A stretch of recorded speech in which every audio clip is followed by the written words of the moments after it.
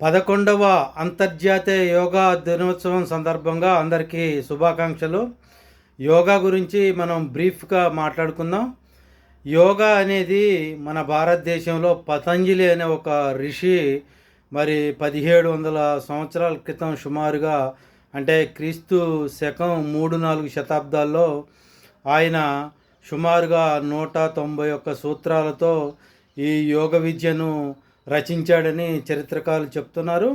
అయితే 1893 సంవత్సరంలో స్వామి వివేకానంద అమెరికాలోని షికాగోలో సర్వమత సమ్మేళన మీటింగ్లో హిందుత్వం మరియు యోగా గురించి ఆయన ఉపన్యసించారు. మొదటిసారిగా 1893లో ఈ యోగా గురించి విదేశీయులకు తెలిసింది. ఆ తర్వాత 1896లో స్వామి వివేకానంద మన్హటన్లో రాజయోగ అనే పుస్తకాన్ని ఆవిష్కరించాడు. ఆ తదుపరి ప్రపంచవ్యాప్తంగా ఈ యోగ విద్య గురించి చర్చలు మరియు తెలుసుకోవటం ప్రారంభమైంది.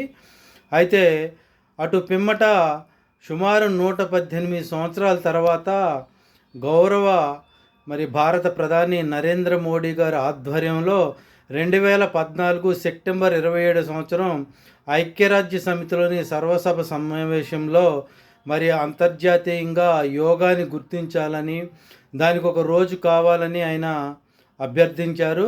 దానికి గాను ఐక్యరాజ్య సమితి స్పందించి వెంటనే 3 నెలల్లోపే డిసెంబర్ 10వ తారీఖు 2014 సంవత్సరంలో అంతర్జాతీయ యోగా దినోత్సవాన్ని జూన్ 21వ తారీఖుగా డిసైడ్ చేసింది ఐక్యరాజ్య సమితి.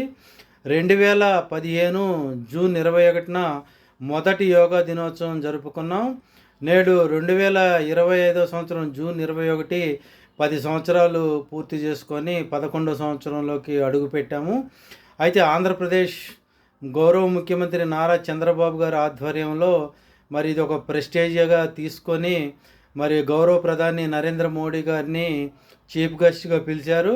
నిన్న జూన్ 20వ తారీఖున వైజాగ్లో గిరిజన విద్యార్థుల ఆధ్వర్యంలో 25,000 మంది ఆధ్వర్యంలో 108 సూర్య నమస్కారాలు 108 భంగిమల్లో చేశారు. దీనికి వరల్డ్ రికార్డ్ వచ్చింది.